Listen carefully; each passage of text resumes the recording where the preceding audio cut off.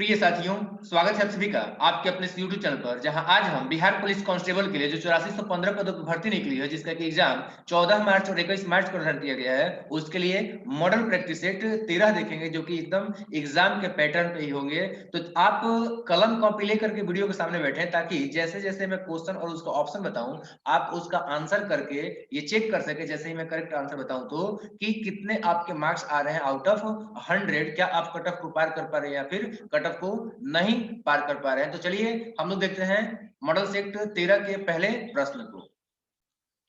तो यहाँ हमारा जो पहला प्रश्न है वो है, पशु पक्षी भी अपना हित समझते हैं, इस वाक्य में कैसा निपात है। तो इसमें ऑप्शन है आपका निषेधात्मक, नकारात्मक, बल प्रदायक या स्वीकारात्मक। तो इसका करेक्ट आंसर जाएगा आपका ऑप्शन नंबर सी, बल प्रदायक, जो इसमें करेक्ट आंसर जाएगा। नेक्स्ट देखते हैं दूसरा क्वेश्चन। तो दूसरा हमारा क्वेश्चन है कि बच्चे धीरे धीरे चल रहे थे, रेखांकित पद में कौन सा अवयव है। ऑप्शन है क्रिया विशेषण, मतलब आपको बताना है कि धीरे धीरे में आपका कौन सा जो है अवयव है, क्रिया विशेषण है या फिर समुच्चय बोधक है या संबंध बोधक या विषमयादि बोधक। तो इसका करेक्ट आंसर जाएगा आपका ऑप्शन नंबर ए, क्रिया बोधक। नेक्स्ट क्वेश्चन देखेंगे तो नेक्स्ट क्वेश्चन है, राजमहल किस प्रकार का शब्द है। रूढ़ शब्द है, यौगिक शब्द है, योग रूढ़ शब्द है या इनमें से कोई नहीं। तो इसका करेक्ट आंसर जाएगा आपका ऑप्शन नंबर बी, राजमहल एक आपका यौगिक शब्द है। अगला क्वेश्चन है, राजा का विपरीतार्थक क्या है। रानी, गरीब, मंत्री या रंक। तो इसका करेक्ट आंसर है ऑप्शन नंबर डी, रंक। अगला क्वेश्चन है कि दया किस संज्ञा का उदाहरण है। व्यक्तिवाचक, जातिवाचक, भाववाचक या इनमें से कोई नहीं। तो इसका करेक्ट आंसर है ऑप्शन नंबर सी, भाववाचक संज्ञा है दया। अगला क्वेश्चन है, संज्ञा की तरह प्रयोग में आने वाली क्रिया को कहते हैं। ऑप्शन ए प्रेरणार्थक क्रिया, दूसरा ऑप्शन है पूर्वकालिक क्रिया, और ऑप्शन सी है नामबोधक क्रिया, और ऑप्शन डी है क्रियार्थक संज्ञा। तो इसमें जो है आपका क्वेश्चन पूछा हुआ कि संज्ञा की तरह जो क्रिया आता है, काम करता है, उसको क्या बोलते हैं। तो आपका कहलाता है ऑप्शन नंबर डी, क्रियार्थक संज्ञा। अगला क्वेश्चन है, निम्नलिखित में से कौन सा शब्द संयुक्त सर्वनाम है।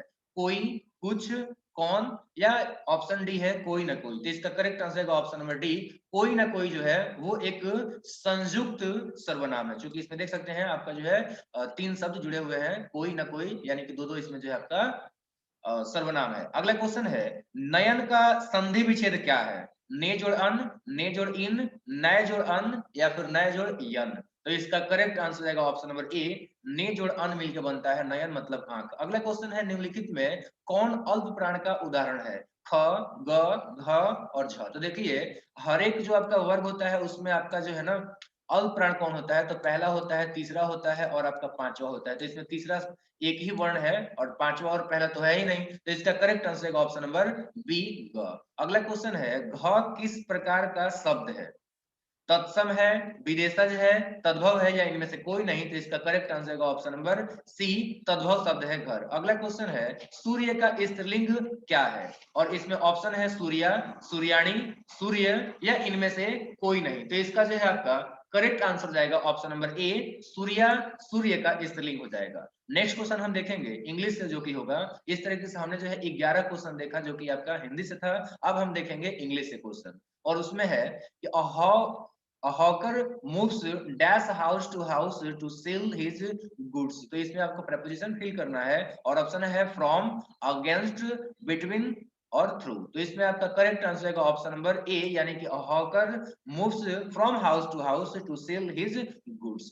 नेक्स्ट क्वेश्चन देखते हैं। तो नेक्स्ट हमारा जो क्वेश्चन है वो है, pick out the correct word. Option है यहाँ पे, इसमें स्पेलिंग के अकॉर्डिंग आपको देखना है। जुबली तो आपका चारों है, अब इसमें जुबली का स्पेलिंग कौन सा जो सही है ये आपको बताना है। तो इसका करेक्ट आंसर है ऑप्शन नंबर बी, JUBIL तो इसका करेक्ट आंसर है 13 का बी, जुबली का स्पेलिंग JUBILEE। इसके बाद हम बात करेंगे ऑप्शन अगला क्वेश्चन है, चूज द करेक्ट एंटोनिम। और choose the correct antonym of urgent. तो इसमें आपको बताना है कि नीड होगा, वाइटल होगा, कैजुअल होगा या फिर सेपरेट होगा। तो इसका जो है आपका करेक्ट आंसर है option number C, casual urgent का अपोजिट मीनिंग रखता है। तो इसलिए इसका करेक्ट आंसर आएगा एंटोनिम के रूप में अर्जेंट का कैजुअल। नेक्स्ट हम देखेंगे 15 नंबर क्वेश्चन। तो 15 नंबर हमारा जो क्वेश्चन है वो है, चूज द करेक्ट सेंटेंस। और ऑप्शन है, he is very thirsty, give him little water to drink. और ऑप्शन बी है, he is very thirsty, give him a little water to drink. और ऑप्शन सी है he is very thirsty, sorry he is very hungry, give him a little water to drink. और option D है he is very thirsty, give him a few water to drink. तो इसमें जो है आपका correct answer है option number B, he is very thirsty, give him a little water to drink. यहाँ पे लिटिल नहीं बल्कि ऑल लिटिल होना चाहिए, तो इसलिए आपका जो है ऑप्शन नंबर ए भी गलत हो जाएगा। और ये आपका भूखा है तो पानी थोड़ा देंगे, तो इसलिए ये भी गलत हो जाएगा। और यहाँ पे फ्यू उसमें काउंटिंग नहीं हो रहा, तो ये भी आपका जो है नहीं हुआ, तो इसका करेक्ट आंसर है ऑप्शन नंबर बी। अगला क्वेश्चन देखते हैं जो कि आपका है मैथ से। तो इसमें क्या बोला हुआ है, यहाँ पे जो है एक सीरीज दिया है 4, 6, 16, 25 और 36। तो इसके बाद क्या होगा, देखिए 2 का स्क्वायर 4, 3 का स्क्वायर 9, 4 का स्क्वायर 16, 5 का स्क्वायर 25 और 6 का स्क्वायर 36। तो 7 का स्क्वायर हो जाएगा यहाँ पर, तो 7 का स्क्वायर यहाँ पे कितना हो जाएगा, तो 7 का स्क्वायर जो है आपका हो जाएगा 49। तो इसका जो है आपका करेक्ट आंसर हो जाएगा आपका ऑप्शन नंबर बी। नेक्स्ट हम क्वेश्चन देखेंगे, तो नेक्स्ट हमारा जो क्वेश्चन है वो है आपका 17 नंबर। एक वर्ग का परिमाप 80 सेंटीमीटर, तो इसके भुजा की लंबाई, ये तो सिंपल सी बात है, 80 में क्या करेंगे 4 से भाग कर देंगे, तो कितना आ जाएगा 80 में जब 4 से आप भाग करोगे तो ये आ जाएगा 20। तो इसका करेक्ट आंसर क्या हो जाएगा, करेक्ट आंसर होगा option number B. Next question देखते हैं, तो नेक्स्ट हमारा जो क्वेश्चन है वो है 12 मीटर गुणे 13 मीटर गुणे 5 मीटर के कमरे के चारों दीवारों का क्षेत्रफल क्या होगा। तो फिर ये फॉर्मूला देख लीजिए, फॉर्मूला क्या होता है, ये हो जाता है आपका 2 इंटू एच और इंटू आपका जो है एल प्लस बी। अब इस फॉर्मूले पे आप रख दीजिए, एच कितना है, एच आपका जो है 5 है, तो इसमें 10 2 से मल्टीप्लाई कीजिएगा तो कितना आ जाएगा, ये आ जाएगा यहाँ पर 10, ठीक है। और इंटू आपका एल प्लस बी, तो एल प्लस बी यहाँ पे एल कितना है, वो है आपका 13 और बी कितना है 12, तो यहाँ पर 12 13 जोड़ दीजिए, तो यहाँ पे हो गया 12 और जोड़ हो जाएगा आपका 13, तो 12 13 कितना हो जाता है, ये हो जाता है आपका 25, तो ये हो जाएगा आपका 10 गुणे 25। अब 10 गुणे जब 25 आप करोगे तो कितना आ जाएगा, ये आ जाएगा आपका 250। तो इसका करेक्ट आंसर भी हो जाएगा आपका ऑप्शन नंबर क्या, ए, 250 मीटर स्क्वायर। नेक्स्ट क्वेश्चन हम देखेंगे, तो नेक्स्ट हमारा जो क्वेश्चन है वो है दो रेडियो में प्रत्येक का मूल्य 400 रुपया है, एक रेडियो को बेचने पर 10% लाभ होता है, दूसरे को बेचने पर 10% हानि होती है, तो पूरे सौदे में लाभ या हानि क्या होगा। देखिए सिंपल सी बात है, आपका जो है दो ठो रेडियो है, एक आपका 400 रुपए है और दूसरे का दाम कितना है, उसमें भी आपका जो है 400 रुपए है। अब क्या बोल रहा है कि इसमें जो आपका 10% लाभ हो रहा है, तो इसका 10% मतलब 40 रुपया लाभ हो रहा है, ठीक है। और दूसरा में आपका क्या हो रहा है, 10% हानि हो रहा है, यानी कि इसमें 40 रुपया हानि हो रहा है। तो दोनों मिला देंगे अगर लाभ हानि, तो क्या हो जाएगा, ये आपका जो है माइनस यानी कि जीरो आएगा, तो इसमें जो है आपका ना तो हानि होगा और ना ही लाभ होगा, तो करेक्ट आंसर आएगा आपका ऑप्शन नंबर सी। अगला क्वेश्चन है, एक व्यक्ति 1000 रुपए 10% दर से 2 वर्ष के लिए साधारण ब्याज पर उधार लेता है और यही राशि चक्रवृद्धि ब्याज पर इसी दर पर दे देता है, तो 2 वर्ष के बाद कितना लाभ होगा। तो देखिए इसका जो हम लोग एसआई मतलब कि साधारण ब्याज निकालेंगे, साधारण ब्याज क्या हो जाता है, ये हो जाता है आपका पीआरटी बाई 100। तो पी कितना है, पी है आपका 1000 और आर कितना है, तो आर है आपका 10 और आपका जो है टी कितना है, तो ये है आपका 2। तो हमने क्या किया, सबसे मल्टीप्लाई कर दिया और डिवाइड कितना से करना होता है, 100 से, तो यहाँ पर 100 से हम डिवाइड कर देते हैं, तो क्या हो जाएगा, ये 2 जीरो से 2 जीरो कैंसिल हो जाएगा, तो 10 दूना 20 और 10 दहिया सॉरी 20 दहिया 200। तो इसका हो गया कि 200 रुपए इसको जो है ब्याज देना पड़ेगा, ठीक है। अब देखते हैं कितना कमाएगा, तो इसको क्या करते हैं, इसका फॉर्मूला आपका क्या हो जाता है, ये हो जाता है आपका सी आई इक्वल टू क्या हो जाता है, तो ये हो जाता है आपका पी इंटू 1 प्लस आर, और आर का वैल्यू कितना है, यहाँ पे 10 है, तो हमने रख दिया आर और डिवाइडेड बाई आपका हो जाता है 100, और इसका पावर कितना हो जाता है, तो इसका पावर हो जाता है आपका जो है n, और n का नंबर यहाँ पे कितना है, तो 2 है, और माइनस हो जाता है आपका जो है 1। अब देखिए यहाँ पे एक जीरो से एक जीरो कट जाएगा, यानी कि हो गया 1/10। अब 10 एलसीएम होगा तो 10 एकम 10 और 1 11, तो यहाँ पर 11/10 हो जाएगा।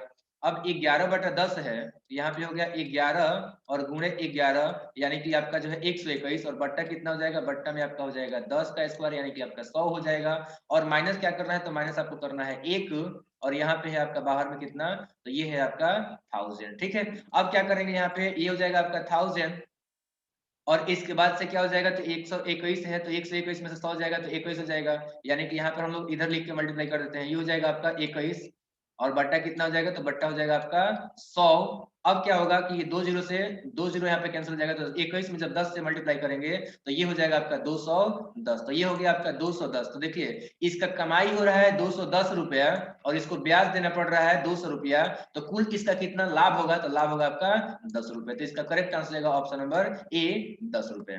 नेक्स्ट हम क्वेश्चन देखते हैं। तो अगला जो हमारा क्वेश्चन है वो है चर 693 x का औसत 6 है तो x का वैल्यू कितना होगा। देखिए इसको सिंपल तरीका है, निकाल लेंगे हम लोग। कैसे निकालेंगे, देखिए 9 6 15 3 18, तो 18 और प्लस एक्स और डिवाइडेड बाई कितना, तो डिवाइडेड बाई आपका हो जाएगा क्या, 1 2 3 4। तो यहाँ पे 4 से जब भाग करेंगे तो ये हो जाएगा औसत, तो इसका औसत तो ऑलरेडी दे रखा है ना 6, तो इसलिए आपका 18 प्लस एक्स बराबर कितना हो जाएगा, तो 18 प्लस एक्स बराबर आपका हो जाएगा 4 छके 24।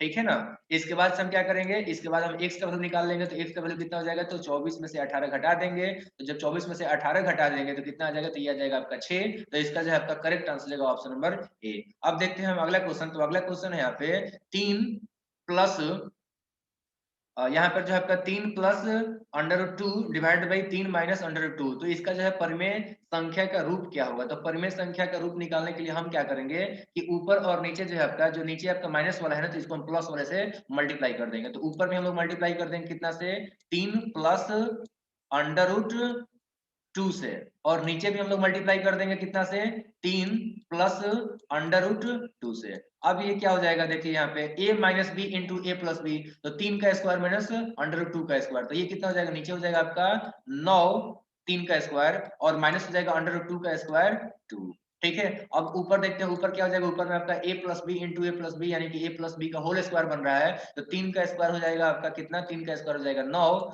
और प्लस b का स्क्वायर यानी √2 का स्क्वायर कितना हो जाएगा, तो ये हो जाएगा आपका 2 और प्लस 2ab होता है, तो यहाँ पे हो जाएगा 3 दूना 6 और रूट, तो 6 रूट आपका जो है 6√2 हो जाएगा। अब इक्वल टू में क्या आएगा, तो देखो यहाँ पे 9 2 11 आ जाएगा, तो यहाँ पे हमने लिख दिया 11 और प्लस क्या आ जाएगा, तो प्लस आपका आ जाएगा √2 और डिवाइड बाई क्या आ जाएगा, तो डिवाइड बाई आपका 9 में से 7 2 गया तो आपका हो जाएगा 7। तो इस तरीके से इसका जो करेक्ट आंसर हो जाएगा वो सॉरी यहाँ पे आपका 6 छूट गया है, क्योंकि यहाँ देख सकते हैं 6√2 है। तो इसका जो है आपका करेक्ट आंसर रहेगा option number A, 11 plus 6√2 divide by 7, इसका करेक्ट आंसर जाएगा। अब देखेंगे हम 23 नंबर क्वेश्चन, जो कि है 2 सेंटीमीटर त्रिज्या वाले गोले को पिघलाकर 1 सेंटीमीटर त्रिज्या वाला गोला बनाया जाता है, तो इसके आयतन का अंतर कितना होगा। ठीक है, तो सिंपल सी बात है, इसका हम लोग आयतन निकालेंगे। 2 सेंटीमीटर त्रिज्या वाले जो गोला है उसका आयतन कितना होगा। ठीक है ना, तो इसका आयतन कितना हो जाएगा, ये हो जाएगा आपका 4/3 पाई आर क्यूब। तो पाई और आर क्यूब हो जाएगा। ठीक है ना, यहाँ पे हो जाएगा आर क्यूब। अब इसमें से हमें घटाना है, इसमें से हमें क्या घटाना है, तो इसमें से हमें घटाना है छोटे वाले का आयतन। तो 4/3 और ये हो जाएगा आपका पाई और छोटा वाला आर क्यूब, छोटा वाला आर आपका जो है क्यूब हो जाएगा। तो इस तरीके से ये क्या हो जाएगा, ये आपका 4/3 और पाई का वैल्यू कितना हो जाता है, ये हो जाता है आपका 22/7। तो 22 हमने 7 रख दिया। अब यहाँ पे आर क्यूब और आर क्यूब आपका जो है ये कॉमन ले लेंगे, तो आर क्यूब यहाँ पे कितना है, ये है आपका 2 का क्यूब और माइनस क्या हो जाएगा, तो माइनस हो जाएगा आपका जो है 1 का क्यूब। ठीक है। अब क्या हो जाएगा, ये जो है हम लोग आगे सॉल्व कर देंगे। तो सॉल्व करेंगे तो क्या हो जाएगा, ये हो जाएगा आपका 4/3 गुणे 22/7 और गुणे हो जाएगा आपका 2 का क्यूब 8 में से 1 जाएगा तो आपका हो जाएगा 7। तो 7 से ये 7 कट जाएगा।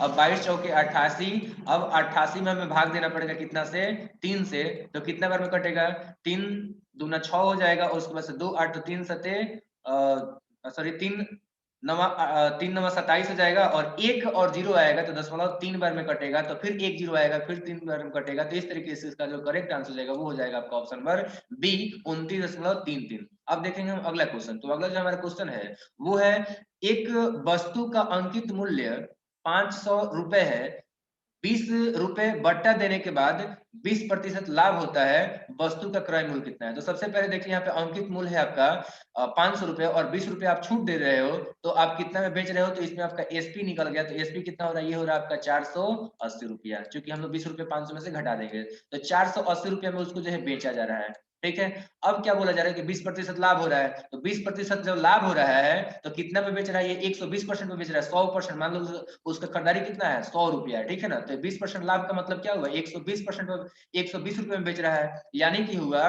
कि x गुणे 120%, तो 120% मतलब क्या हो जाता है 120 और डिवाइड बाई 100, ठीक है, इक्वल टू कितना हो जाएगा, ये हो जाएगा आपका 480, या फिर डायरेक्टली आप फॉर्मूला से भी निकाल सकते हो, ठीक है ना। तो फॉर्मूला से भी निकाल सकते हो आप लोग, और वो क्या होता है, तो 180 मैंने ऐसे निकाला तो यही समझ लेते हैं, ठीक है ना। तो यहाँ पे क्या हो जाएगा, ये हो जाएगा आपका x बराबर हो जाएगा अब 480, 480 और गुणे हो जाएगा आपका 100, ठीक है, और डिवाइड बाई कितना हो जाएगा, डिवाइड बाई आपका हो जाएगा 120। तो इस तरीके से ये क्या हो जाएगा, ये हो जाएगा आपका जो है 120, 12 चौके 48 होता है, तो ये आपका जो है 4 बार में कट जाएगा, तो 4 और गुणे 100 हो जाएगा। तो इस तरीके से इसका जो है करेक्ट आंसर हो जाएगा आपका ऑप्शन नंबर जो है सी, 400 रुपए। अब देखते हैं हम लोग अगला क्वेश्चन। तो अगला जो हमारा क्वेश्चन है वो है, एक रेलगाड़ी 200 मीटर लंबी है और 100 मीटर लंबे प्लेटफॉर्म को पार करने में 10 सेकंड समय लेती है, तो गाड़ी का चालक है। सिंपल सी बात है, जो डिस्टेंस है आपका कुल कितना डिस्टेंस हो जाएगा, तो कुल डिस्टेंस हो जाएगा आपका 100 प्लस 200, यानी कि कुल डिस्टेंस हो जाएगा आपका 300 मीटर। तो 300 मीटर आपका डिस्टेंस हो गया, और समय कितना ले रहा है, तो समय ले रहा है आपका 10 सेकेंड। तो हम लोग डिवाइड कर देंगे डिस्टेंस को समय से, 10 से 10 कैंसिल हो जाएगा। इस तरीके से इसका करेक्ट आंसर रहेगा ऑप्शन नंबर डी, 30 मीटर पर सेकेंड। अब देखेंगे हम लोग सामाजिक अध्ययन से कुछ क्वेश्चन को, और उसमें जो है आपका 26 नंबर क्वेश्चन है, बाल गंगाधर तिलक ने होम रूल लीग की स्थापना कहां पर की थी। तो 26 नंबर इस क्वेश्चन का ऑप्शन दे रखा है मुंबई, इसके अतिरिक्त आपका ऑप्शन बी है पुणे, और ऑप्शन सी है मैसूर, ऑप्शन डी है बरार। तो इसका करेक्ट आंसर रहेगा ऑप्शन नंबर बी, पुणे। अगला क्वेश्चन देखते हैं। तो अगला जो हमारा क्वेश्चन है, समाजवाद क्यों पुस्तक की रचना किसके द्वारा की गई। ऑप्शन है आचार्य नरेंद्र देव, सुभाष चंद्र बोस, जयप्रकाश नारायण या अशोक मेहता। तो इसका करेक्ट आंसर रहेगा ऑप्शन नंबर सी, समाजवाद क्यों, यानी कि व्हाई सोशलिज्म। ये जो किताब है ये जयप्रकाश नारायण ने लिखा हुआ है। और अगला क्वेश्चन है, कांग्रेस की अध्यक्षता करने वाला प्रथम अंग्रेज कौन था।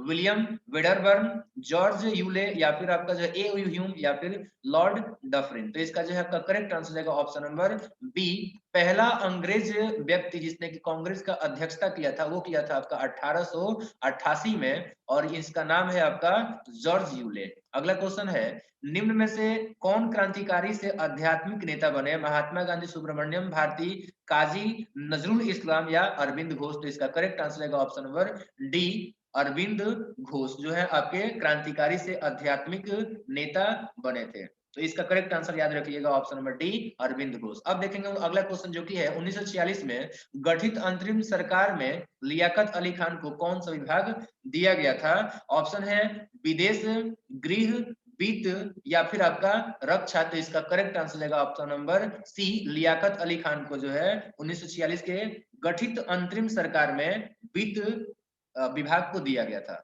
अगला क्वेश्चन है, पिछड़े वर्गों का उत्थान किसका मुख्य उद्देश्य था या कार्यक्रम था।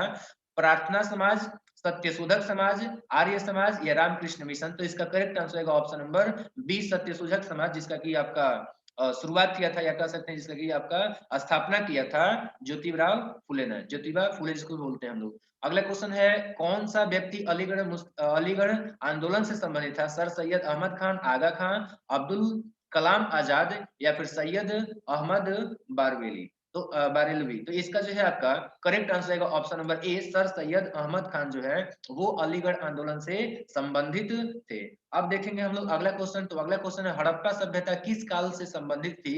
लौह युग, पाषाण युग, कांस्य युग, या फिर उपयुक्त सभी। तो इसका करेक्ट आंसर रहेगा ऑप्शन नंबर सी, कांस्य युग। इसके बाद हम देखेंगे अगला क्वेश्चन जो कि है, महावीर का जन्म किस नाम के क्षेत्रीय गोत्र में हुआ था। शाक्य, ज्ञात्रिक, मल्ल या लक्ष्मी। तो इसका जो आपका करेक्ट आंसर रहेगा ऑप्शन नंबर बी, ज्ञात्रिक। अगला क्वेश्चन है, गुप्त वंश के किस शासक के राज दरबार में नवरत्न रहते थे। चंद्रगुप्त द्वितीय, समुद्रगुप्त, स्कंदगुप्त या उपरोक्त में से कोई नहीं। तो इसका जो है आपका करेक्ट आंसर रहेगा ऑप्शन नंबर ए, चंद्रगुप्त द्वितीय के शासनकाल में नवरत्न रहते थे।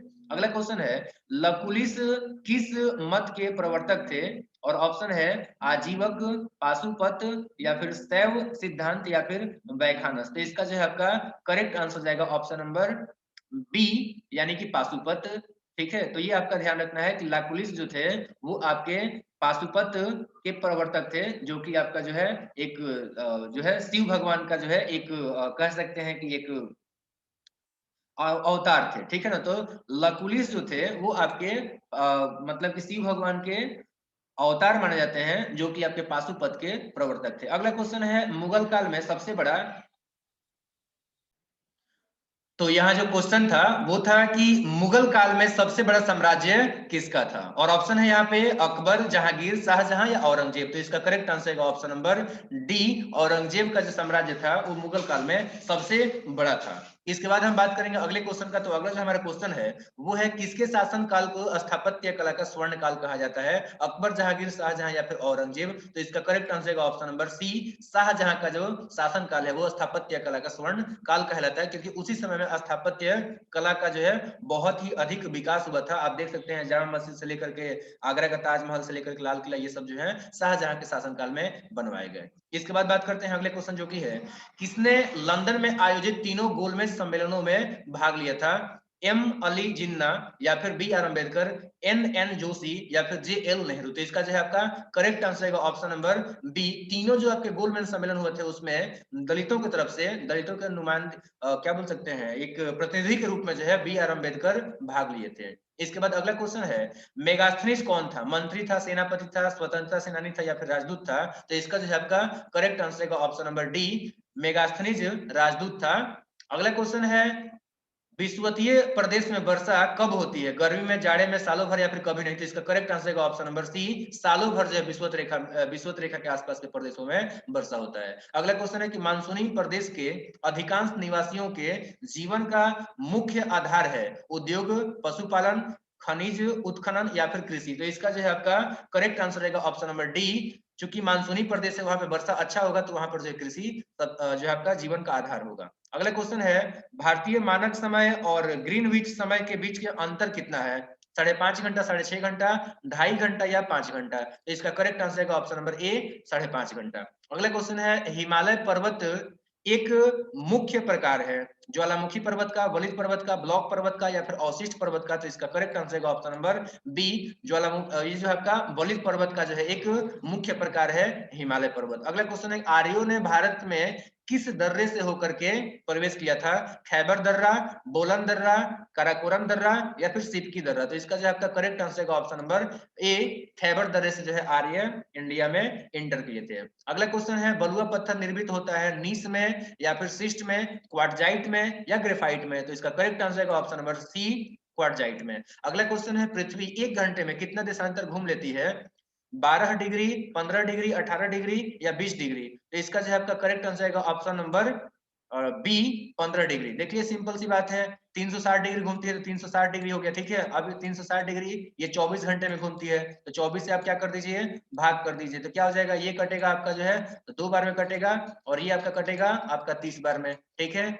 अब इसको कटा देंगे तो ये कट जाएगा कितना, 15 बार में। तो इसका correct answer option number B. अगला क्वेश्चन है अवशिष्ट पर्वत का उदाहरण नहीं है। तो आपको बताना है यहाँ पर कि अवशिष्ट पर्वत का जो है कौन सा उदाहरण नहीं है, सॉल्ट रेंज या फिर पारसनाथ या सियरा या फिर राजमहल। तो इसका करेक्ट आंसर ऑप्शन नंबर ए, सॉल्ट रेंज जो है आपका अवशिष्ट पर्वत का उदाहरण नहीं है, बाकी तीनों है। अगला क्वेश्चन है मानसून शब्द का तात्पर्य है, ऑप्शन ए हवाओं का सदैव एक ही ओर बहना, हवाओं का बहुत तेजी से बहना, हवाओं का बहुत धीमी गति से बहना या हवाओं के रुख बदलना। तो इसका जो है आपका करेक्ट आंसर है ऑप्शन नंबर डी, हवाओं का रुख बदलना आपका जो है मानसून का अर्थ होता है। अगला क्वेश्चन है, हालांकि मौसम ये जो आपका मौसम शब्द से लिया गया है मानसून, जिसका अर्थ होता है मौसम, बट यहाँ पे जो इसका तात्पर्य है हवाओं के रुख बदलने से। अगला क्वेश्चन है प्रति चक्रवात की विशेषता क्या होती है, तापमान में वृद्धि, तेज पवन या फिर आपका जो है स्वच्छ आसमान या तीव्र दृष्टि। तो इसका जो है आपका करेक्ट आंसर जाएगा ऑप्शन नंबर सी, स्वच्छ आसमान प्रति चक्रवात का जो है विशेषता होता है। अगला क्वेश्चन है भारतीय बाघों के प्राकृतिक वास का नाम बताएं, गिर, सुंदरबन, कर्नाटक या केरल। तो इसका जो है आपका करेक्ट आंसर जाएगा ऑप्शन नंबर बी, सुंदरबन। अगला क्वेश्चन देखते हैं जो कि है विश्व का एकमात्र तैरने वाला राष्ट्रीय उद्यान केबुल लामजाओ नेशनल पार्क कहाँ स्थित है, मिजोरम में, मणिपुर में या फिर नागालैंड या मेघालय में। तो इसका जो है आपका करेक्ट आंसर जाएगा ऑप्शन नंबर बी, मणिपुर में। अगला क्वेश्चन है निम्नलिखित में से किस तिलहन से प्राप्त खली पशुओं के आहार के लिए हानिकारक होता है, कपास का बीज, अलसी, अरंडी, के बीज या फिर रेपसीड। तो इसका करेक्ट आंसर रहेगा ऑप्शन नंबर सी, अरंडी का जो बीज से जो आपका खली निकलता है वो पशुओं के लिए जो है हानिकारक होता है, हम लोग जो है उसको नहीं खिला सकते हैं। अगला क्वेश्चन है, कोरबा और पंकी तापीय ऊर्जा स्टेशन कहाँ स्थित है? तो इसमें जो है आपका ऑप्शन दिया हुआ है, ऑप्शन नंबर ए मध्य प्रदेश में, option number B Uttar Pradesh में, ऑप्शन सी बिहार में, और ऑप्शन नंबर डी महाराष्ट्र में। तो इसका जो है आपका करेक्ट आंसर जाएगा option number B, Uttar Pradesh में आपका कोरबा और पंकी तापीय ऊर्जा स्टेशन। अगला क्वेश्चन है, एक उपजाऊ मिट्टी में शामिल होता है बालू और कंकड़, सूखे पत्ते, सॉरी सूखे मृत पत्ते, बालू और चिकनी मिट्टी, या फिर दोमट और खाद मिट्टी। तो इसका जो है आपका करेक्ट आंसर है ऑप्शन नंबर डी, दोमट और खाद मिट्टी जो है एक जो है उपजाऊ मिट्टी में शामिल होता है। अगला क्वेश्चन है, किस लोकसभा ने 5 वर्षों से अधिक की अवधि तक कार्य किया? छठी, पांचवी, आठवीं या फिर आपका चौथी? तो इसका करेक्ट आंसर है ऑप्शन नंबर बी, पांचवी जो लोकसभा का जो है आपका पंचवर्षीय योजना था, ठीक है, वो जो है आपका सॉरी लोकसभा था, पंचवर्षीय योजना नहीं, पांचवा जो लोकसभा था, ये आपका 5 वर्ष से अधिक समय तक काम किया था। अगला क्वेश्चन है, लोकसभा की वर्तमान सदस्य संख्या कब तक अपरिवर्तनीय है? ऑप्शन है 2016 तक, 2020 तक, 2026 तक, 2000 जो है 50 तक। तो इसमें जो है आपका करेक्ट आंसर है ऑप्शन नंबर सी, 2026 तक लोकसभा का जो वर्तमान सदस्य है 545 उतना ही रहेगा। अब बात करते हैं अगला क्वेश्चन, जो कि है संविधान की किस अनुसूची में राज्यों के नाम और उनके राज्य क्षेत्रों का ब्यौरा दिया हुआ है? पांचवी, चौथी, दूसरी या फिर पहली? तो इसका करेक्ट आंसर है ऑप्शन नंबर डी, पहली अनुसूची में ये दिया हुआ है। अगला क्वेश्चन है, निम्नलिखित में से किसे कानूनी अधिकार नहीं होता है? योजना आयोग, निर्वाचन आयोग, वित्त आयोग या फिर संघ लोक सेवा आयोग? तो इसका जो है आपका करेक्ट आंसर है ऑप्शन नंबर ए, योजना आयोग को जो है कानूनी अधिकार नहीं होता है। अगला क्वेश्चन है, भारत के प्रधानमंत्री का पद परंपरा पर आधारित है, संसद द्वारा सृजित है, या संविधान द्वारा सृजित है, या फिर राष्ट्रपति के समक्ष कम शक्तिशाली है? तो इसका करेक्ट आंसर है ऑप्शन नंबर सी, संविधान के द्वारा जो है आपका प्रधानमंत्री का पद बनाया गया है, सृजित है। अगला क्वेश्चन है, वह राष्ट्रपति जो राष्ट्रपति निर्वाचित होने के पहले एक बार राष्ट्रपति पद का चुनाव हार चुके थे, कौन थे? ऑप्शन है डॉक्टर जाकिर हुसैन, फखरुद्दीन अली अहमद, बीवी गिरी या फिर नीलम संजीव रेड्डी। तो नीलम संजीव रेड्डी जो थे वो आपके ऐसे हमारे देश के जो है राष्ट्रपति बने हैं जो कि राष्ट्रपति बनने से पहले एक बार राष्ट्रपति का चुनाव हार गए थे। अगला क्वेश्चन है, लोकसभा में गैर सरकारी कार्यों के लिए सप्ताह का कौन सा दिन सुरक्षित किया गया है? मंगलवार, बृहस्पतिवार, शुक्रवार या शनिवार? तो इसका करेक्ट आंसर है ऑप्शन नंबर सी, शुक्रवार। अगला क्वेश्चन है, किस राज्य के राज्यपाल के कुछ विशेष कार्यों के संबंध में स्वविवेकी शक्तियां प्रदान नहीं की गई हैं? इसमें ऑप्शन यहाँ पे दिया हुआ है, नागालैंड, असम, सिक्किम या उत्तर प्रदेश। तो इसका जो है आपका करेक्ट आंसर जाएगा आपका option number D, Uttar Pradesh में जो है आपका राज्यपाल को कुछ विशेष कार्यों के संबंध में स्वविवेकी शक्तियां प्रदान नहीं की गई है। अगला क्वेश्चन है, मौलिक अधिकारों का लक्षण नहीं है? मौलिक अधिकार असीमित है, सर्वाधिक विस्तृत अधिकार पत्र है, या प्राकृतिक अधिकारों के लिए कोई स्थान नहीं, या फिर मौलिक अधिकारों की रक्षा की व्यवस्था है? तो इसमें जो है आपका करेक्ट आंसर जाएगा ऑप्शन नंबर ए, मौलिक अधिकार असीमित है, ये जो है आपका मौलिक अधिकार का विशेषता नहीं है, मतलब कि लक्षण नहीं है। अगला क्वेश्चन है, भारतीय संविधान अर्ध संघात्मक है किसने कहा था? डीडी बसु ने, या फिर आपका ऑस्टिन ने, या आइवर जेनिंग्स ने, या फिर आपका केसी व्हीलर ने? तो इसका जो है आपका करेक्ट आंसर जाएगा ऑप्शन नंबर डी, केसी व्हीलर ने यह बात बोला था कि भारतीय संविधान अर्ध संघात्मक है। अगला क्वेश्चन है, संविधान के किस अनुच्छेद द्वारा संसद की संयुक्त बैठक का प्रावधान किया गया? अनुच्छेद 112, अनुच्छेद 110 या फिर अनुच्छेद 108 या फिर अनुच्छेद 106? तो आपको बताना है कि संविधान के किस अनुच्छेद द्वारा संसद की संयुक्त बैठक का प्रावधान किया गया है। तो इसका जो है आपका करेक्ट आंसर होगा ऑप्शन नंबर सी हो जाएगा, अनुच्छेद 108 के द्वारा यह प्रावधान किया गया है।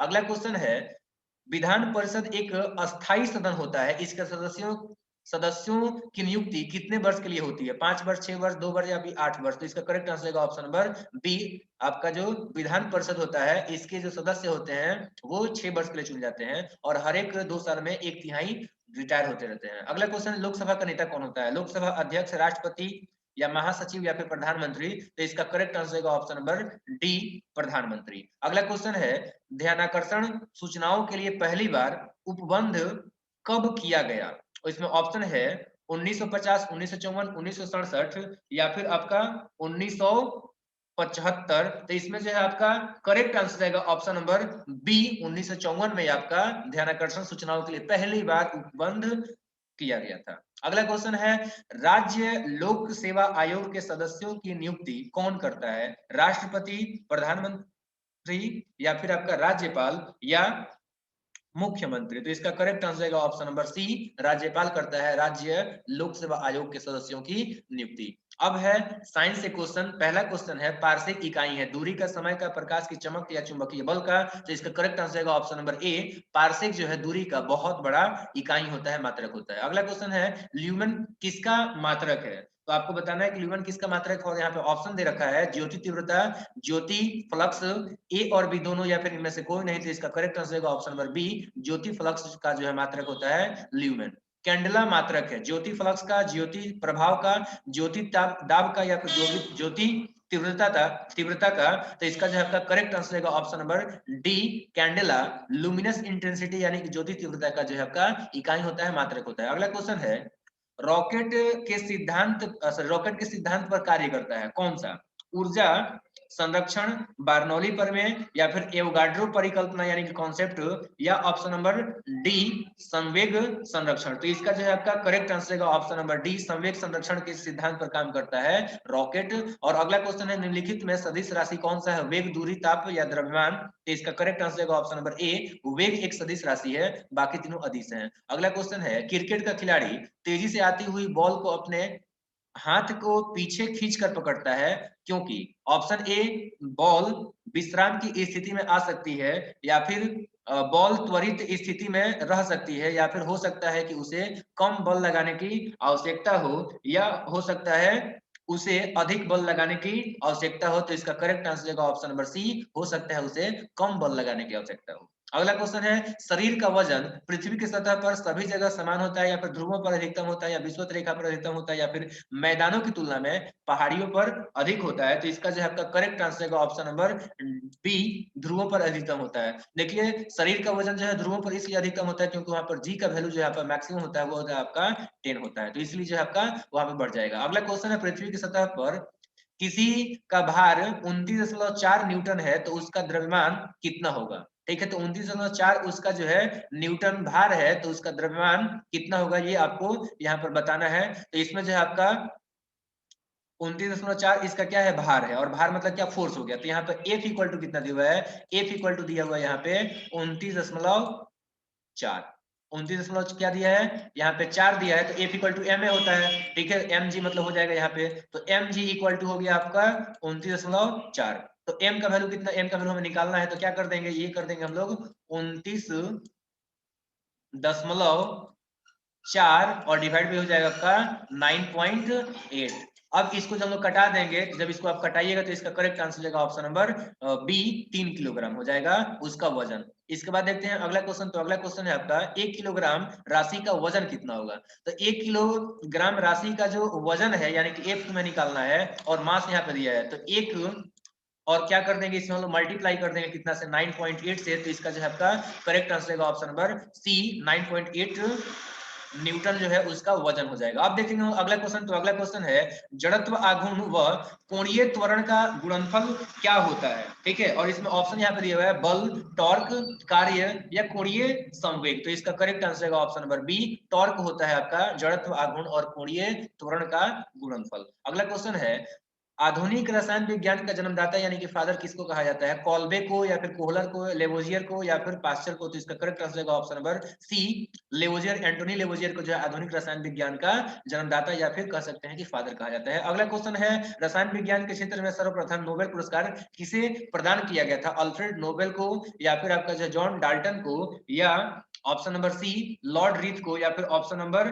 D J H van't Hoff को? तो इसमें जो है आपका करेक्ट आंसर जाएगा option number D, J H van't Hoff को जो है आपका सबसे पहले रसायन विज्ञान के क्षेत्र में नोबेल प्राइज दिया गया था। अगला क्वेश्चन है, परमाणु के नाभिक का आकार कितना होता है? परमाणु के नाभिक का आपको आकार बताना है। तो ये आपका जो है 10 टू द पावर -5 होता है, या फिर 10 टू द पावर -9 होता है, या 10 टू द पावर -10 होता है, या फिर 10 टू द पावर -15 होता है। तो इसका जो है आपका करेक्ट आंसर जाएगा ऑप्शन नंबर डी, -10⁻15 मीटर जो है नाभिक का आकार होता है। यहाँ पे परमाणु का नहीं पूछा हुआ, नहीं तो आपका 10⁻⁻9 हो सकता था। अगला क्वेश्चन है, निम्नलिखित में से कौन एक आवेश रहित कण है?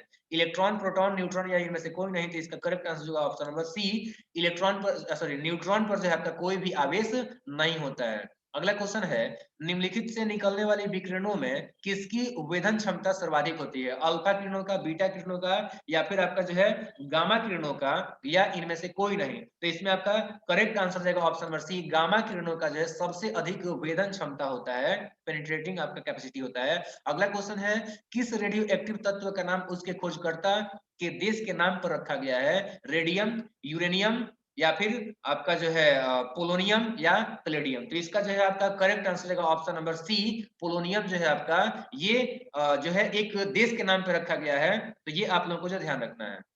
अगला क्वेश्चन है, 22Na11 से एक 1 बीटा उत्सर्जन के बाद बनने वाला पदार्थ है, और ऑप्शन है मैग्नीशियम, मैग्नीज, या फिर आपका जो है अर्जेंटम यानी कि जो आप इसको बोलते हैं सिल्वर, या फिर ऑप्शन नंबर डी है आपका प्लूम्बम यानी कि जो आपका सीसा।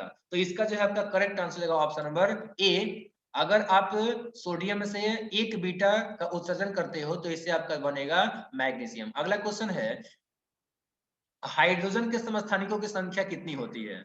2, 3, 4 या 5। तो इसका करेक्ट आंसर है option number C, sorry option number B, 3, यानी कि जो आपका हाइड्रोजन, ड्यूटेरियम और ट्रिटियम आपने पढ़ा होगा। तो ये 3 समस्थानिक बनते हैं। और अगला क्वेश्चन है कि हाइड्रोजन के रेडियो एक्टिव रेडियो सक्रिय समस्थानिक को क्या कहते हैं?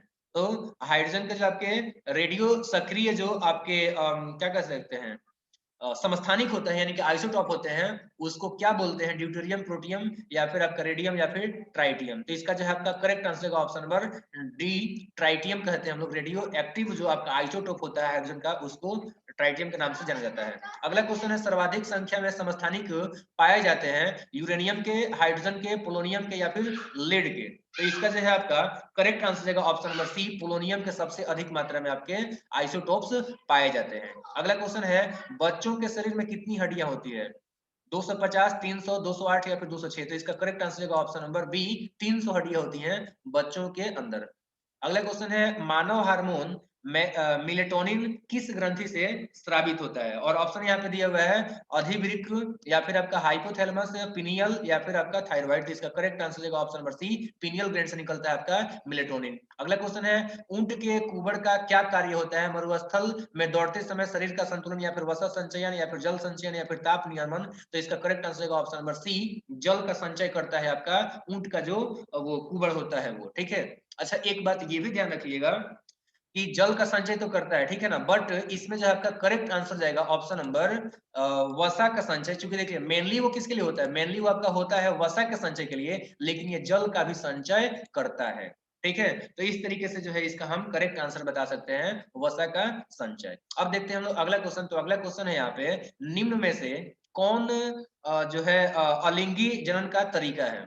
द्विखंडन, बीजाणु जनन, या फिर आपका पुनरुद्भवन, या फिर आपका संयुग्मन। तो इसका जो है करेक्ट आंसर देगा ऑप्शन नंबर सी, पुनरुद्भवन जो है वो अलिंगी जनन का जो है एक तरीका है। हालांकि इसमें देखिए, अच्छा नहीं पूछा हुआ है यहाँ पे। आपका क्वेश्चन क्या है, देखिए यहाँ पर जो है थोड़ा सा मुझे माफी चाहूंगा, थोड़ा सा यहाँ पे कुछ कंफ्यूजन हो गया और मैंने जो है गलती से यहाँ पे टिक कुछ और लगा दिया। ठीक है ना। तो इसका जो है आपका देख लेते हैं कि करेक्ट आंसर क्या होगा। तो इसका जो है करेक्ट आंसर देख लेते हैं क्या होगा।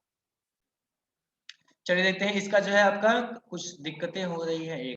चलिए देखते हैं, जो है सॉल्व हो गई। तो यहाँ पे आपका क्वेश्चन था कि अलिंगी मतलब कि आपका जो है ए सेक्सुअल रिप्रोडक्शन का कौन सा तरीका नहीं है? देखिए बाइनरी फ्यूजन जो होता है ए सेक्सुअल ही होता है। ठीक है। इस तरीके से बात करेंगे आपका एस्पोरिलेशन, तो ये भी आपका जो है ए सेक्सुअल में ही आ जाता है। नेक्स्ट बात करेंगे हम लोग अगर रीजनरेशन का, तो ये भी आपका ए सेक्सुअल में आ जाता है। इस तरीके से बात करेंगे एस्पोलेशन का भी हो गया। तो इसमें जो आपका कंजुगेशन जो है वो आपका एक सेक्सुअल तरीका होता है, जो कि आपका अलैंगिक नहीं होगा। तो ऑप्शन नंबर इसमें डी हो जाएगा सही आंसर। अगला क्वेश्चन है कि ब्रिक स्टोन यानी किडनी स्टोन क्या है?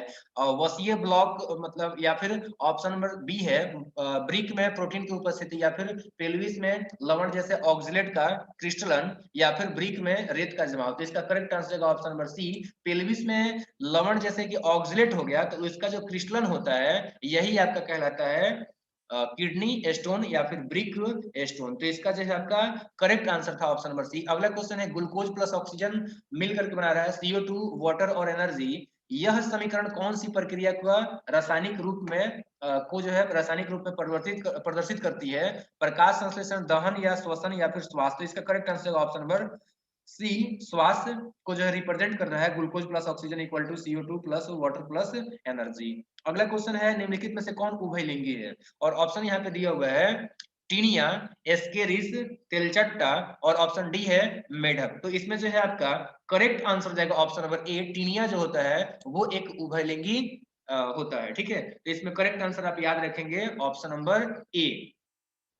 अगला क्वेश्चन है मनुष्य श्वसन के लिए किस गैस का प्रयोग करता है? हाइड्रोजन, कार्बन डाइऑक्साइड, सोडियम या ऑक्सीजन। तो इसका करेक्ट आंसर है ऑप्शन नंबर डी, ऑक्सीजन का यूज करता है मनुष्य श्वास लेने के लिए या फिर सांस में। अगला क्वेश्चन है निम्न में से कौन संतुलित आहार का घटक नहीं है? कार्बोहाइड्रेट, लवण, प्रोटीन या फिर मोटा चारा। तो मोटा चारा हम लोग जो है संतुलित आहार के रूप में नहीं लेते हैं, बाकी लवण भी लेना चाहिए, प्रोटीन और कार्बोहाइड्रेट भी। अब इस सेट का अंतिम क्वेश्चन है जो कि 100वां क्वेश्चन है। मनुष्य के शरीर में हड्डियों की संख्या होती है 639, 206 या फिर 100 या इनमें से कोई नहीं। तो इसका करेक्ट आंसर है ऑप्शन नंबर बी।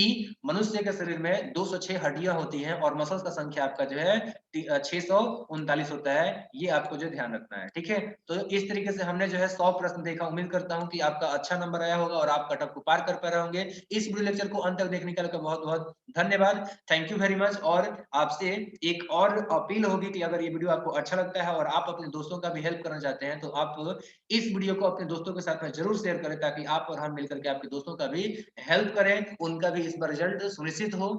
एक बार फिर से आपका तहे दिल से धन्यवाद।